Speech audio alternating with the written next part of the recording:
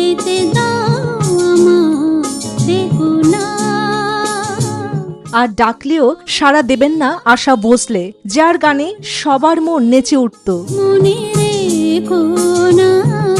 92 বছর বয়সে প্রয়াত কিংবদন্তি সঙ্গীতশিল্পী আশা ভোসলেকে সোমবার 13 এপ্রিল মুম্বাইয়ের শিবাজি পার্কে পূর্ণ রাষ্ট্রীয় মর্যাদায় শেষ বিদায় জানানো হবে। বিকেল 4টায় শেষকৃত্য সম্পন্ন হবে। সোমবার সকাল 11টা থেকে প্রিয় গায়িকাকে শেষ শ্রদ্ধা জানাচ্ছেন সাধারণ মানুষ। কাচের কফিনে রাখা হয়েছে আশা ভোসলের দেহ। ভারতের জাতীয় পতাকা দিয়ে ঢেকে রাখা হয়েছে সেই কফিন। প্রয়াত গায়িকাকে সম্মান জানাতে গান সেলুটও হবে। দুপুর 3টে পর্যন্ত সবটি স্নাত হবে মানুষের শ্রদ্ধায়।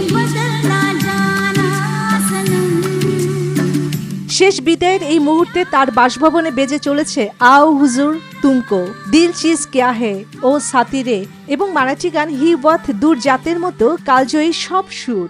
বিকেল 4টে শেষকৃত্যের আগেই প্রিয় শিল্পীকে শেষবারের মতো শ্রদ্ধা জানাতে সেখানে ভিড় জমিয়েছেন অগণিত মানুষ। দেখা গিয়েছে বহু তারকাকেও।